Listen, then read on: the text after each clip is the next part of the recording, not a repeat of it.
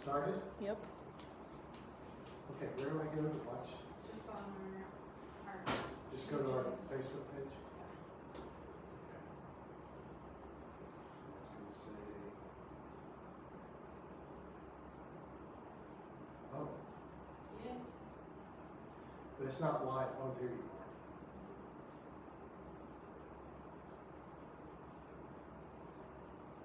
We could probably move it closer, no? Yeah. Huh? Yeah. Okay. Oh, should have come that way.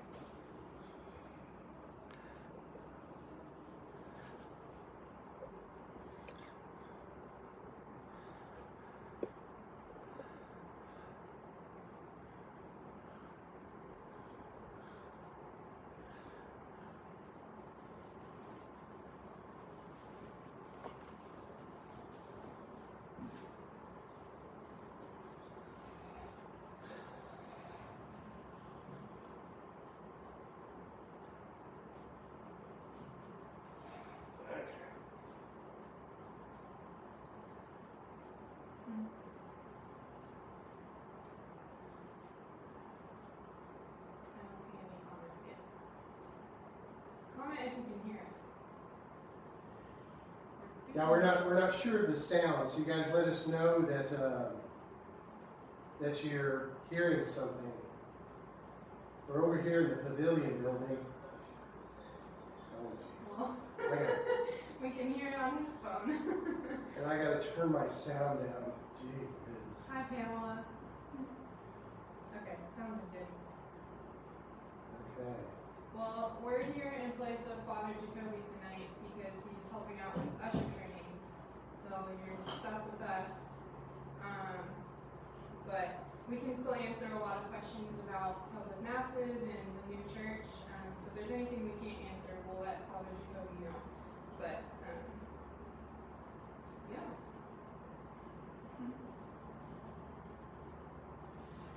And sorry about the mass feed. Brenda, thank you for telling me that I was not focused on the altar. So we made it all the way through the Eucharistic prayer, and I looked over and saw your comment. So we've had user error a couple of times today. With the flock note I sent out, and then anyway, these things happen. Yep.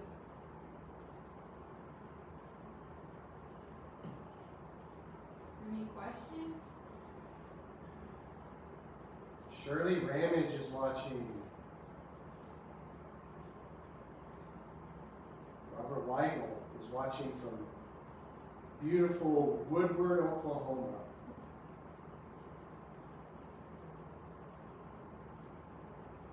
My mother is watching. So My everybody parents be are nice. watching. My mom's watching.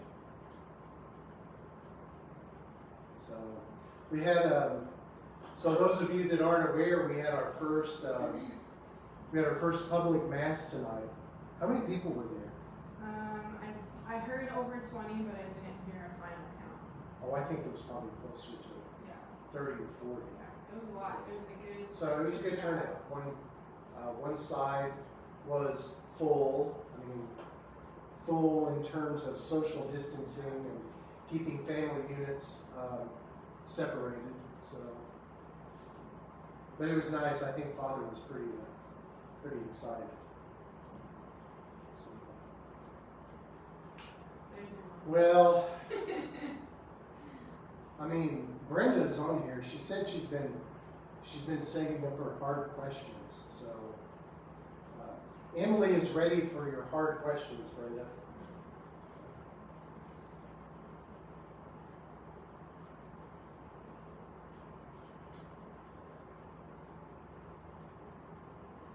Here's our first question. During daily mass, can we pick the area where we would like to sit in? Actually, no. The ushers will eat for Sunday mass or weekday mass. The ushers are greeting you at the door because they actually fill up the church in a certain order. to protect everyone and to do their best to distance everyone. And so yeah, that's going to be kind of weird. So you may end up sitting somewhere where you don't usually sit, but yeah. Here's another question. How are you guys doing? Good. It was good to have people back at Mass today. We've both kind of been doing live streams, so we've been at Masses, but it was nice to have other people there and to have them experience Mass again in person. Yeah, so that was exciting. Yeah.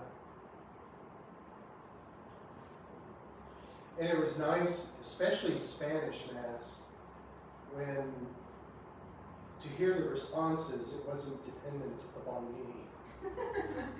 But sometimes I'd forget.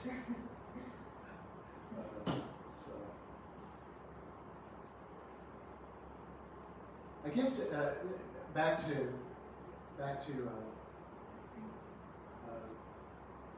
Jamie or Jaime. Back to your question. I know that for me, my life hasn't really changed a lot because I've been coming into the office every day. Father Jacoby and I are in most days. I've certainly done more meetings at home than usual, but I don't know, it's starting, I'm ready. How am I doing? I am saddened that we're going to be moving into the new church under the conditions that we're under. It's exciting to go over there. It's exciting to see the pews going in. Exciting to see just progress being made. And knowing that, we're eventually going to have the big celebration. We're eventually going to have Archbishop Coakley here, and we're going to have a blowout. But I just wish that could have happened before we started using the building. But also grateful that we can use the building now because we'll be able to fit more people in there, even with social distancing, than we can in our current church. So. Janie Sheik asks, will we be ushered in for adoration as well? Wow. I don't know. We hadn't even thought about that. Yeah. So, well, we can write that see, down. yeah, we got to write that one down. Are you taking notes? Yeah. Okay. We'll write that one down. And by the way, I don't know if anybody, Bob and Reba, we're doing the best we can. We don't have the fancy equipment, so we're just going to have to turn the volume up and listen carefully. Janie, actually everyone, there's a YouTube video that we shot today that Emily put together about your experience of coming back to Mass. So I sent that out by Flocknote email, and we posted it on our Facebook page, and it's on our homepage too, right? Yeah. So go out and take a look at that. We'll have to figure out about adoration and how that's all gonna work. So Martha asks, also hi Martha. She wants to know, for families who are still holding off on going to Mass in person, are there any modified methods for receiving the Eucharist? Martha, unfortunately, I would say no. There's, Mass is intended to, receiving the Eucharist is only a piece of it. Coming together for Mass is also intended to be a communal celebration, and so there really is no, and at this point we can't take communion even to the homebound and to the sick. So right now we don't have any kind of system in place to get people communion that are not able to come to Mass. So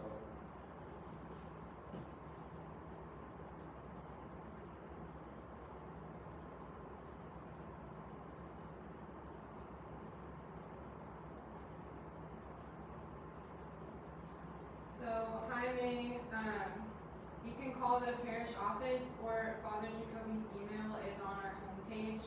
So those are two ways you can get in touch with us to figure out details about that. Divna, that's a really good question. She's asking about being an usher and how long is that commitment? Because I could probably usher until choir opens back up. This was not able to go out into the flock note today because we're limited to so much space. But those of you that, for instance, communion ministers, at best, we're probably going to need 2 communion ministers at each Mass. And so for the English-speaking community, every week we'll be using 4 communion ministers. The Spanish community, 2 each week. Actually, this weekend we won't be using any, and likely the first weekend we're in the new church, we're not going to be using any communion ministers either. And those will be scheduled.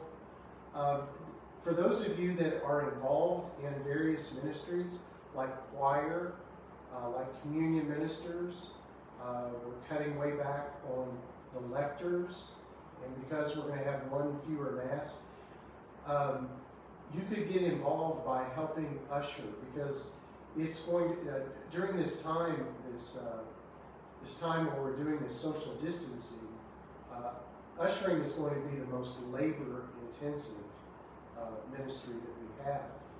And you can do it temporarily. I know that my wife Rosemary was talking about, helping out temporarily until we get past all of this and things kind of return to normal. So, Divna, if you want to help with usher, come to the training.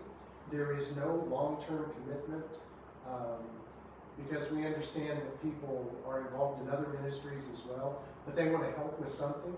And so, being an usher would be a great way of helping right now. That's going to be our most labor-intensive ministry right now. So please show up to the training tomorrow night. Then when we get past all of this, you kindly tell Jane that you're going back to choir and you want to discontinue being an usher. Everybody gets that. So, yeah. Okay, this question's for you, not for me. Ben Craig says, can you tell the story of when/how you were called to be a deacon? Oh boy.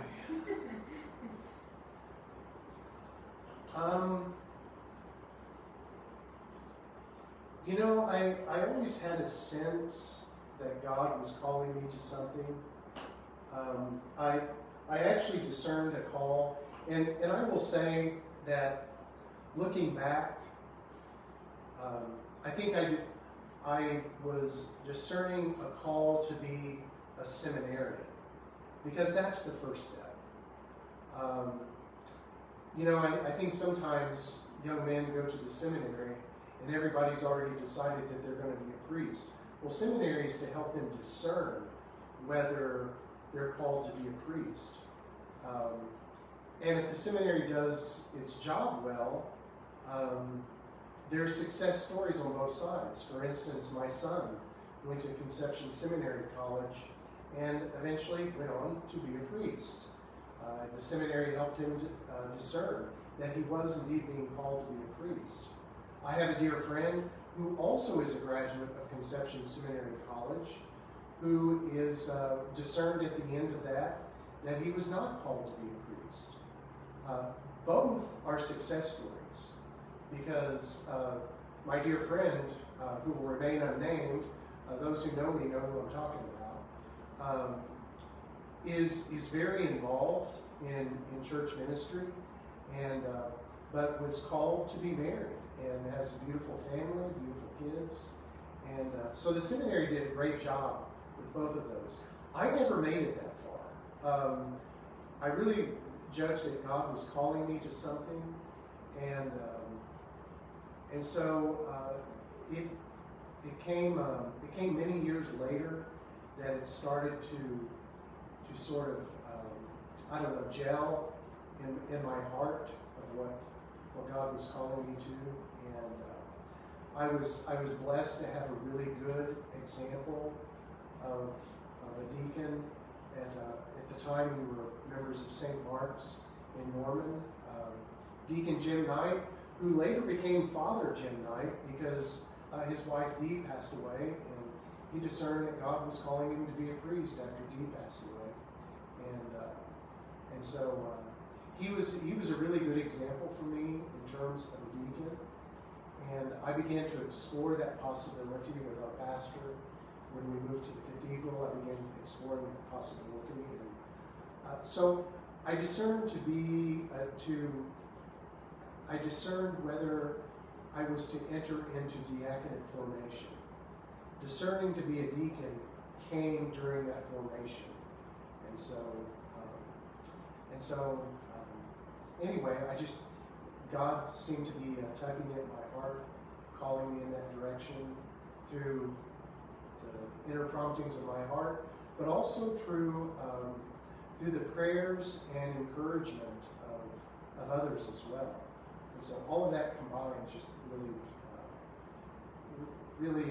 spoke to me that God was calling me to this. So thanks for asking that. Okay, the Bennetts ask, are there plans to relight the south entrance with the Holy Spirit stained glass?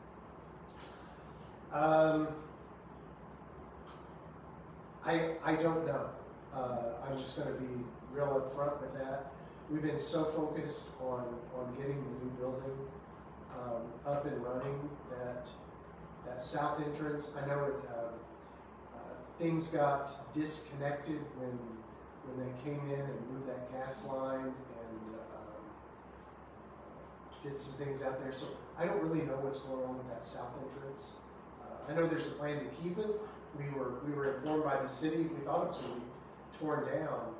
Actually, we thought it was going to be torn down because the gas line was having to be relocated. And then ONG decided that they could actually bore, and so they didn't need to take it down, which, thanks be to God, that didn't have to happen. And it's not in the way of the expansion of Sarah Road.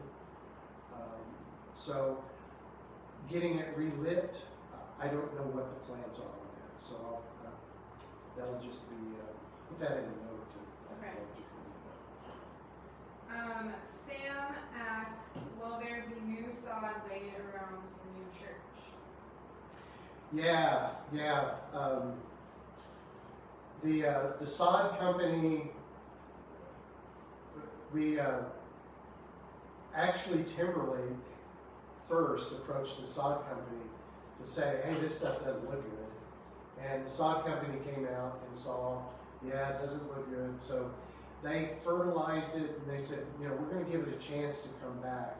But we were told by the sod company that if it doesn't start coming back soon, they're going to come in and replace those parts. So yeah, that's being looked at. Yeah, it does. Yeah, you're right. It doesn't look good. So kind of disappointing, but. Y'all are asking all the questions that I can't answer. Okay, Ben Craig says, Elizabeth is asking what the floor in the new church is made of, and same question for the walls. The floor in the new church is concrete. It's actually quite amazing that they stained the concrete that color, that brown color, and then came back and polished it. And there's a few people that have thought we put marble in that church, and that's concrete. And that was the most cost-effective way to do the floor in the new church. And so the floor on the altar will be marble if they ever get back to it. They got some of the marble down. Those of you that watched the walkthrough on Sunday, I showed some video of the marble that had been laid. They've made no progress since then. So, but in their defense, they needed to get the beast out of there, and the beast left the building yesterday morning. So, but didn't see him yesterday afternoon. They're supposed to be back tomorrow morning. So the floor up on the in the sanctuary area is marble. The walls is sheetrock. So except where you see wood, especially up behind the sanctuary, you see a lot of wood. You see wood wrapped around some of the pillars. So, but largely what you see is sheetrock in there. So a lot of sheetrock, a lot of tape and bedding.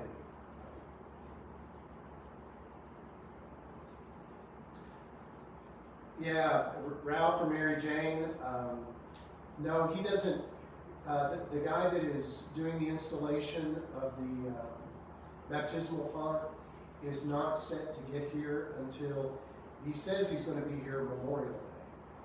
He's coming down, starting down that weekend, and is going to arrive here on Monday the 25th. So hopefully when you drive by the church Monday evening, Tuesday morning, you see an RV parked, and if you see an RV parked, that's our guy. He's coming down in an RV, so he doesn't have to check in and out of any hotels. Timberlake is actually renting that for him, so providing that for him. So, but they should be here.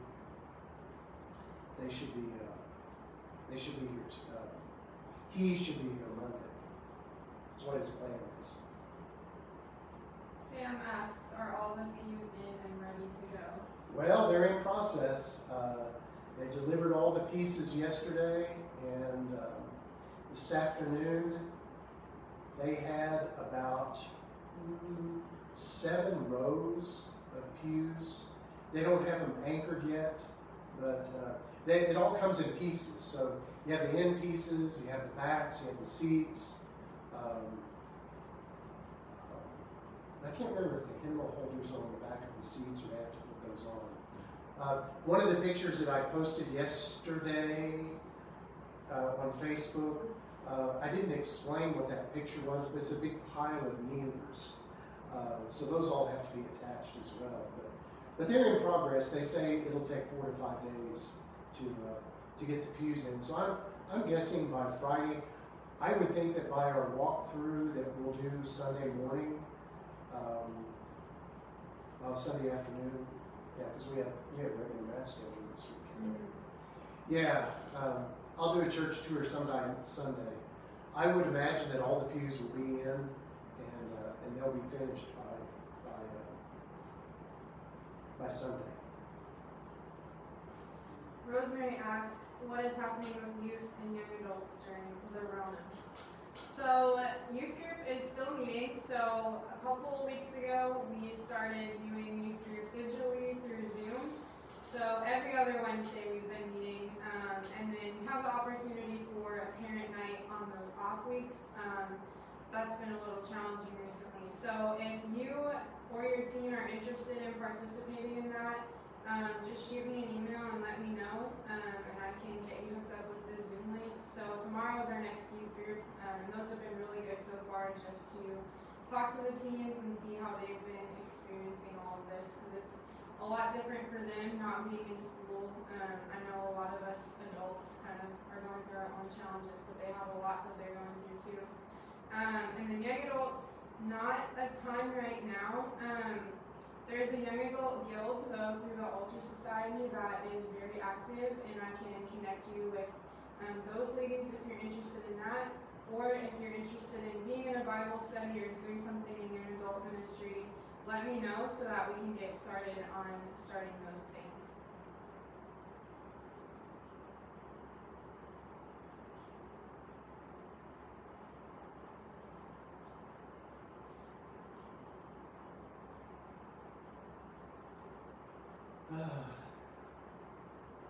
Emily and I's job has it's kind of changed in these last 6 to 7 weeks, because Emily hasn't really been doing just youth and young adults. You might know she's been helping a lot with communication. She's taught. I never knew how to upload a YouTube video until Emily taught me how to do that. So we've had to kind of think outside the box, and her and Megan are really good at thinking outside the box. And you know, this is a time when we kind of have to think outside the box. And so Emily's been drug into social media, and I was impressed with that video she put together today. If you saw how we shot that, it was just like total chaos. And she just took it all and organized it, and it's like, wow. So anyway, she's probably been doing as much communication as anything else. Yeah. And actually, so have I. So yeah, that's been one of the blessings I think that our staff has seen. There's so much just struggle and challenge around, and we see that, but we also see kind of how our staff is coming together, and we're able to brainstorm and think of ways to still reach all of you, even though you're at home. So that's been one thing I've seen, is just everyone's kind of been stepping up and working together to get everything done that needs to be. So it's been really great. Sam asks, has Steubenville been canceled? Yes, they canceled that a couple days ago, so I let all of our families know. We were kind of expecting that just with a gathering where they were already expecting 5,000 plus people. It just wasn't going to happen this summer. So that's something that I'm going to think about, how we can kind of replace that here at the parish level and still do something exciting for our teens. Of course, we don't know how that's going to happen yet, just because we don't know yet when other events will be allowed, and we don't know what that will even be able to look like. So even if it's something virtually, that's something that I'm thinking about already. So I'll keep everyone updated on those plans. Pamela asks, the newsletter was great, will you be doing that again? So yeah, as of right now, our plan is to keep doing that every month. Of course, it's easier right now since we don't have many events going on to spend time on that. So I'd like to continue it even when things get back to normal, just to showcase all of the great stories and parishioners that we have here. So that's been another new thing. If you haven't seen it yet, it's on our COVID-19 resource page on our website. You can view it there. So just a 2-page little newsletter, something short that you can see all of the great things that we have going on here.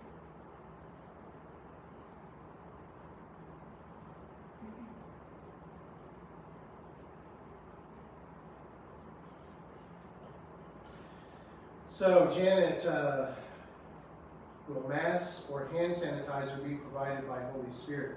There will be hand sanitizer. There's hand sanitizer at the entrance of the church. We do have some masks. We really encourage people to, if they can, to bring their own. But if you just absolutely don't have your own, we've got some. Actually, Emily's dad, who came down from Minnesota and brought us how many? He brought us some masks. So thanks to Tim, we've got some masks, and we're supposed to be getting a case of hand sanitizer, gallon jugs of hand sanitizer. Yeah. So so we do have both those things. But again, if you have your own mask, that's really helpful. That will help preserve what we have. But if you don't have one, we will provide that for you when we get here. So Janet commented on kind of a follow-up. I was asking about masks and sanitizer regarding donating some.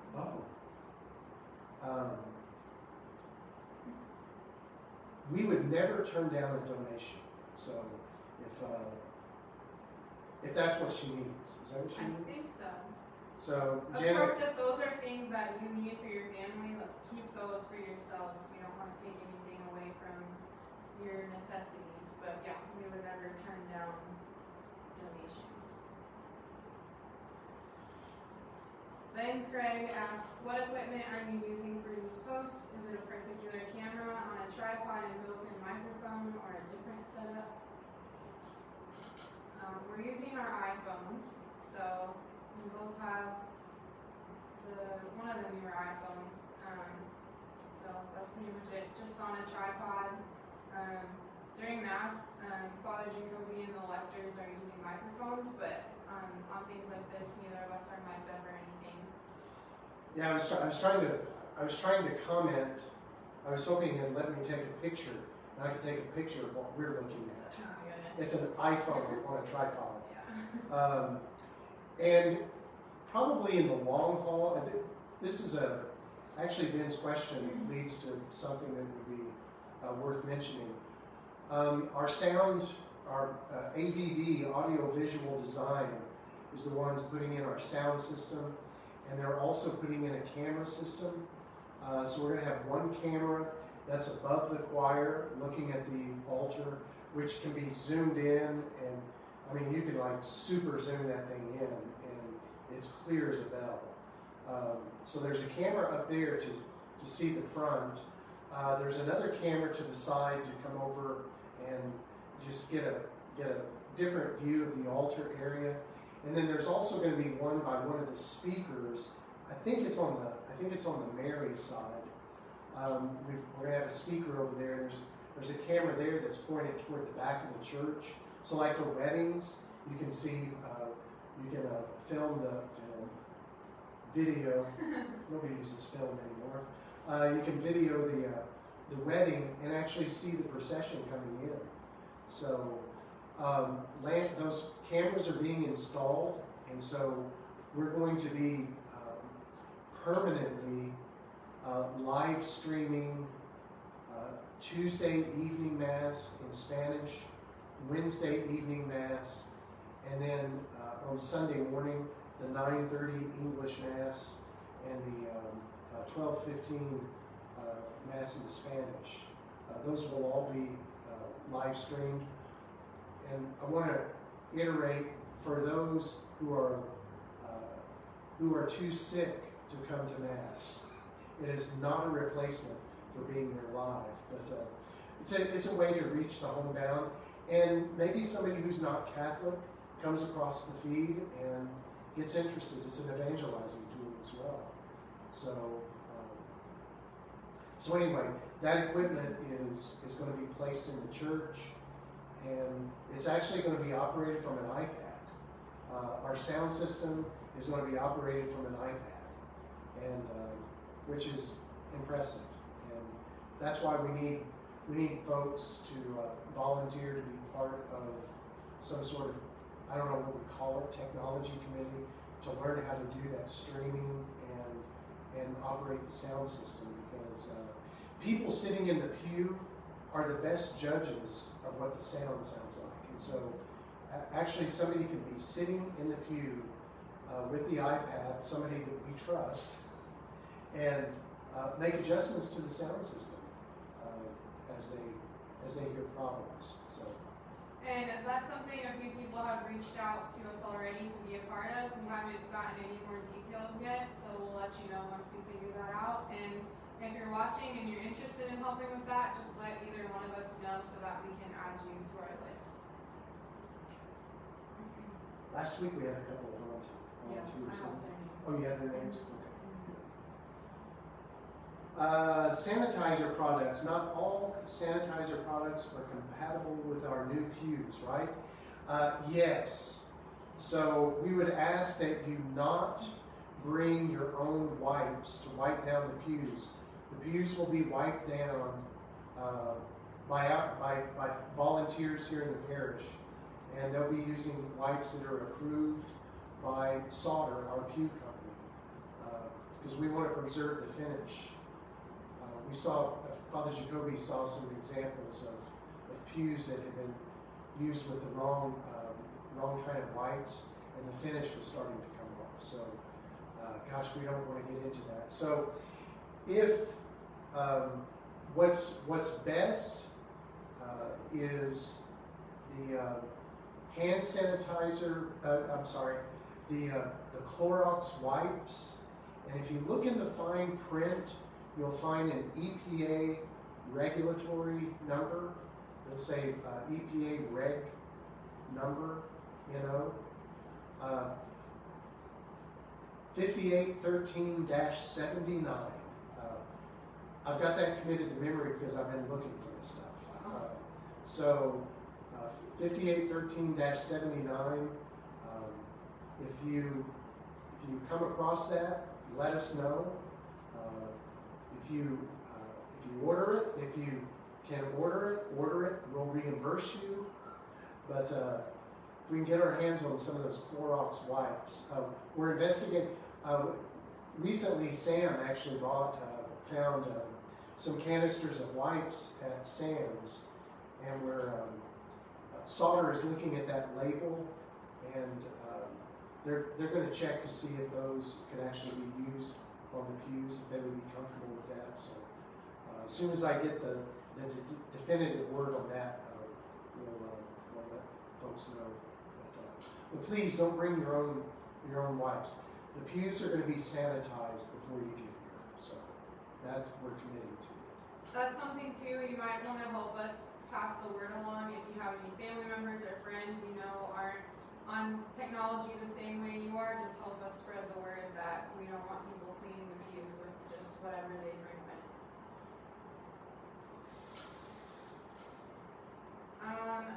Nicole Craig is asking if Father's still able to go out and bless houses. He actually might be. I'm just going to go out on a limb and say he might be open to that idea of not going in the house, but out in the yard, saying a prayer, sprinkling water on the inside of your house. Osmosis takes the holy water inside the house. So he might be open to that. I don't know. He hasn't. We haven't really talked about that. That hasn't been the topic really much. Yeah. We might just reach out to him and ask him. Sam asks, will they provide us with some to get started? I'm assuming he's talking about the Clorox wipes. Yeah, no.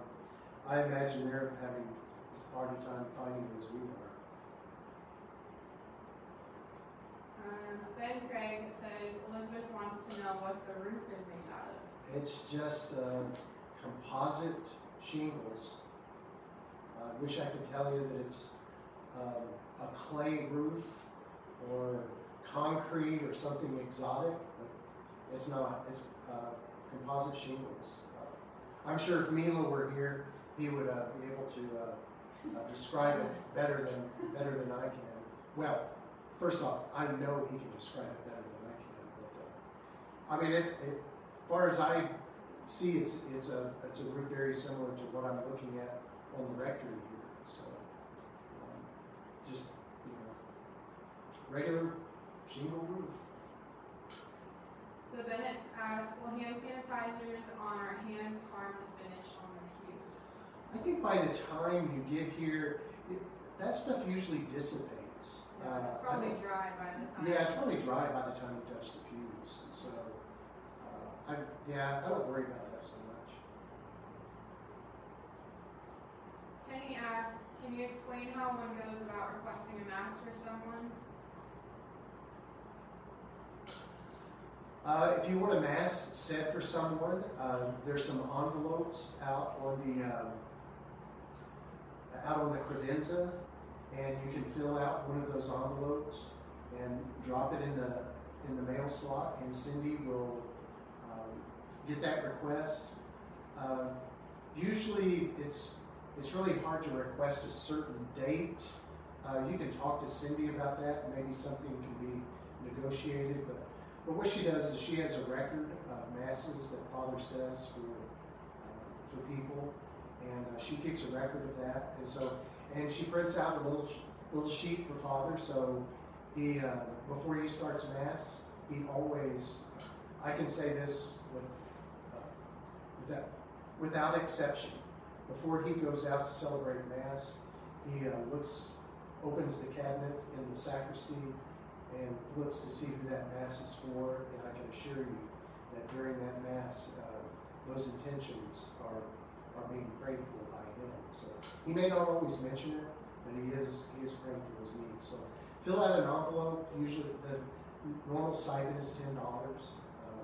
Just drop a $10 bill in the envelope and request it, and then Cindy will let you know when that mass is going to be said. Kind of a funny story. A previous pastor of mine, he was having a conversation with somebody, and what was it? The question was asked, what is the worth of the infinite mercies offered by the Eucharist? $10. So, just next question, how are we receiving the Eucharist when we come back? How are we receiving the Eucharist? Well, you'll come up and you'll present your hands, and Father Jacoby or I, or Deacon Bill will drop a host in your hand, and we'll take a couple of steps to the side, consume the host. And here's where I'll plug the video. Oh yeah. If you look at the video that Emily produced, she's a producer. Add that to my resume. That's right. That she produced today. It's on our Facebook page, it's on our website, it's on our YouTube page. And if you're on Flocknote, it's in your email. There's a link to that video, and that will show you how people are going to receive Eucharist coming back to Mass this Sunday. So, just one other plug too. If you have other questions that either we don't answer here or you think of later, on our COVID-19 resource page, we have frequently asked questions both in English and in Spanish. So both those documents are like 3 or 4 pages long and go through a lot of the questions that we've either been asked or thought of to put on there. So that's a really good place too if you have questions to check out. Trouble is watching. Goldie Walker. Oh. She's trouble. So just. Is there new training for altar servers for the new church? There will be, but probably for the next few weeks, maybe even next few months, we will not have altar servers. With the exception, we do have a seminarian this summer, Michael Molman. He was at our staff meeting last week. Michael will be here, so with the exception of Michael, you'll probably see Michael processing, coming in with the processional cross, and that may be all he does. We haven't talked about what Michael's going to do as far as on the altar, but you will see him, but probably our own altar servers, kids or adults, we probably won't have altar servers for at least a few weeks, if not a few months. But when we there'll be training provided once we come out of this. So. And that's something just to keep everyone as safe as possible. We don't want to be putting people at risk if it's not necessary. So those are things we'll communicate once we change those procedures. We'll let everyone know. Where is the seminarian from? Michael is from St. James. Oklahoma City area. Yeah. He said St. James. I think he's from Oklahoma. Yeah. So he's actually going to school at St. John Vianney in Denver, same place where my son went. So he just finished his philosophy, and so he starts theology this coming fall. They were one of the few seminaries that kept their students on campus until May. So he was actually in school. They did it differently, but they didn't send him home. So, but I think he said that his family's still members at St. James. So I think that's right. I don't know if that's what he lists his home parish as. For some reason, St. Thomas More. I think it is St. Thomas More. I I think he might list St. Thomas More as his home parish. Because he had gone to school at OU, and then he also served there as a focus missionary. So he's got a lot of OU and St. Thomas More ties. Ah, Brenda Arambula. This is I was cool. Michael Nolan's 8th grade religion teacher. Wow. We need stories. we need stories. Penny asks, will they keep pamphlets in envelopes at the parish hall, or will it switch to the new church?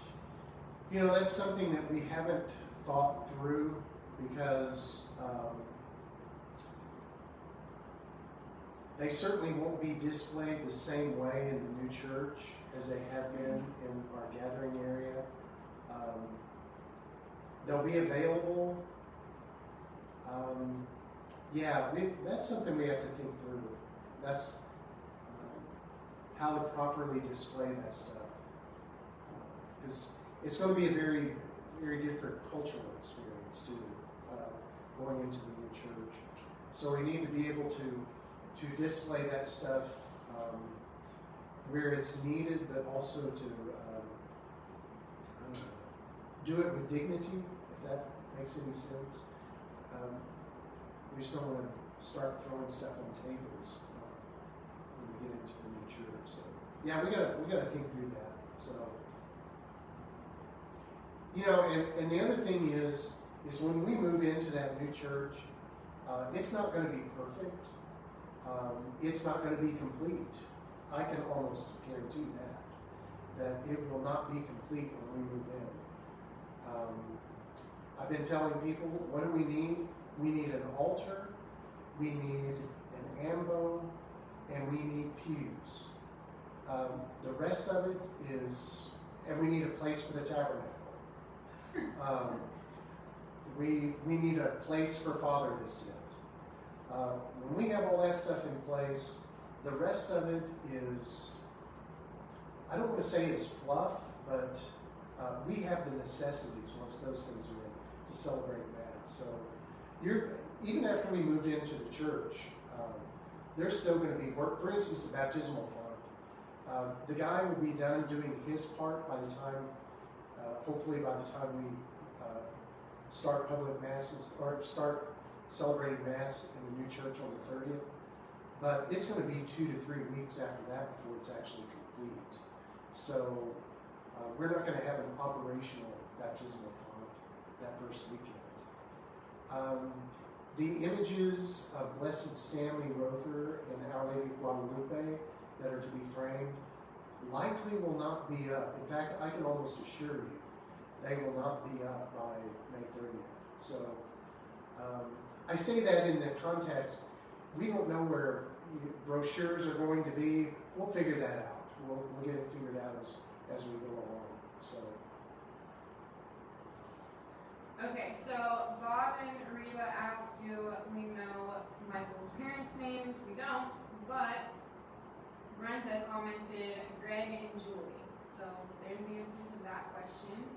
And then Penny asks, will anyone be greeting people at the new church? Not necessarily formal. Are you talking about like ushers? During the week. She says, I mean, during the week.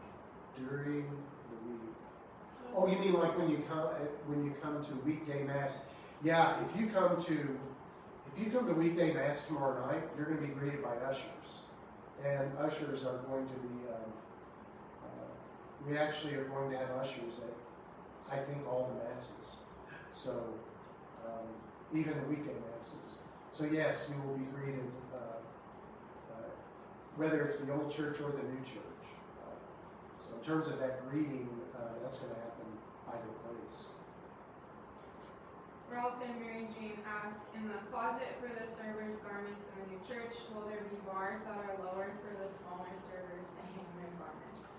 They'll probably be about the same height that they are now in our current situation. So trying to think, the bars, they certainly aren't as high as the bars that are in the vesting sacristy. So I don't know what the height of that is, but I do know I think those bars were in last time. I think I looked in there today. Yeah. Dina asks, are there any finalized finalized plans on what is happening to the old church once we are in the new church. What any more classrooms or what's happening to that space. You know that. Yeah, so well, I don't know if I know the newest update, so correct me if I'm wrong. But Father's still working with Richard Sentner, our architect, and then with the fire department, trying to figure out plans for getting a sprinkler system put into the old space. There were just some hang-ups with how much renovation we can do without having to add in that sprinkler system, just because that costs so much, and there's just a lot of budget restrictions. So did you ever meet with the fire chief? Yeah, so I guess I'll provide an update. Yeah, that's all I know. We haven't really talked about it. Yeah, the fire chief said, so Richard came up with a great plan.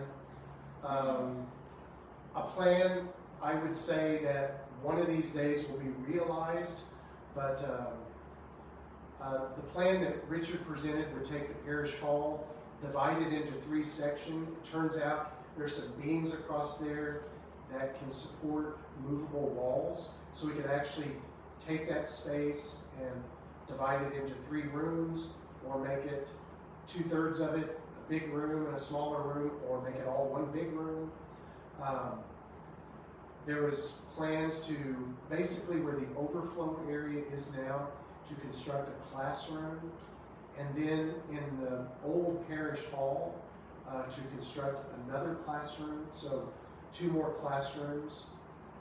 To do all that, the fire chief said we would have to put a fire suppression system in, and that's pretty costly. I think that they're looking to see what the estimate of that is. Steve Cooper, our owner's rep that's helped us through the construction of our new church, is also checking into some of those things for us. I think at least immediately, we don't have to, we were talking about taking out the wall between Emily and Megan's office, and classroom 1 to make that all one big classroom. And then Emily and Megan would move into my old office, and then the sacristy, there's a wall, there's two rooms in that sacristy. That wall where the sink is would be taken down, and that just be made one big room, and that would be where my office is. We can do that without sprinkling the building, so I think that that's in the near future. That's what's happening. Eventually, when we get past all of this and we're able to have public gatherings, when we're able to have coffee and donuts, Knights of Columbus breakfast, when we can do all that, we can move tables and chairs into what is currently our church, and that will become our parish hall. So right now, there's no plans for the pews to leave, and there really is no hurry because we can't change that into a parish hall that's usable for the foreseeable future. So anyway, but when it does, it will. And actually, it was in our budget to add tables and chairs into that larger space. It'll be a nice sized parish hall for us. The Oktoberfest will look very different whenever we have it again. The ladies and their craft fair is going to look very different because they're going to have this big room available to them now. So anyway, but that's kind of the plans. I think we're kind of hoping that stuff happens this summer. Yeah. At least those 2 walls knocked out Yeah. and offices created. So anyway, we'll see what happens. Good question. Okay. Penny asks, has anyone walked around the church and parish hall and figured out how long our roof is? It is. No.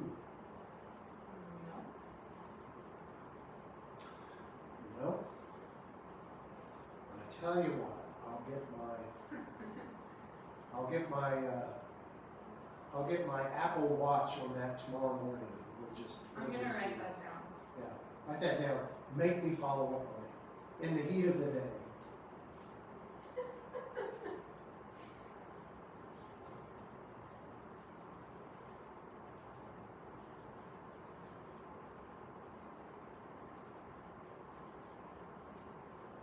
Brenda, that's a very kind comment. It's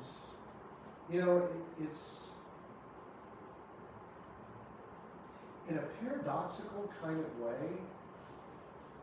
It's, for me, I won't speak for Emily, I'll speak for me personally. It's almost been a paradox that when all of this started is when I really started to feel more connected to people. And maybe it's because I missed everyone. But it has actually drawn me closer to people in the parish, whether they realize it or not. So, that's one of those ways that God works. Takes a cruddy situation and makes something good happen. And it's just the way of God always works. And so, anyway, I really appreciate your comment, Brenda. It's very kind of you. Rosemary asks what the status is for Oktoberfest 2020. Yeah. No clue. We don't know right now. I know, those of you that are on the Oktoberfest committee, I know Father Jacoby is asking what creative ways, when he asks what creative ways can we make Oktoberfest happen, you can translate that to, I have no clue. So, I think he's wanting some people to think outside the box on that. So, we don't know. We don't know what's going to happen with Oktoberfest. Maybe Oktoberfest turns into Novemberfest. Maybe it turns into Decemberfest, Winterfest. Who knows? So, one thing that we've learned to do is take a day at a time. So that's about all we can do is take a day at a time, week at a time, and see what happens. Something too, kind of that I noticed is a lot of people are kind of losing out on really important things to them. There's a lot of people that put a lot of effort into Oktoberfest or all these meetings and groups that we have, and it's really important that we all support each other as a parish because people, this means a lot to a lot of people, and it's just kind of a hard loss to go through. So even if different events or groups might not mean as much to you as some others, just to be supportive and stick together through everything.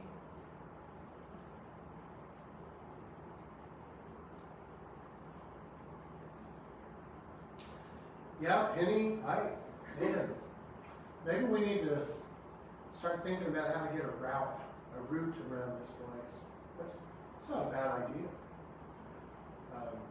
If we can find a route that doesn't involve mud and maybe the sod would be helpful right in too. So. Penny asks what room we're in. We're in Pavilion Classroom number 5. Oh yeah, and by the way, these rooms were, actually we have new carpet in these rooms. It turns out that they had planned on carpeting the mezzanine level where the choir is going to be at, but acoustically that is no bueno. The sound guy missed the fact that was going to be carpet up there, and so we caught that. And it's got stained concrete. But we had this carpet. They had already purchased the carpet, and so it's like, we can put that in Pavilion Classroom 1 and 2. So they installed it today. So we've got carpet in in these rooms, so they're not near as echoey as they once were. The rugs that were in here knock down a lot of the sound, but it's even better now. So, yeah. All right, it's just a little bit past 8:30, so if anyone has any other burning questions, let us know. Otherwise, we can wrap it up. I thought I was going to have to whip out my camera because I have a deal with my daughter that the next time we feel a sneeze coming on, we're going to take out our phone and do a slow motion video because we really want to see what that looks like in slow-mo. So I thought I felt one coming on there. I thought I was going to have to. I'm glad you did.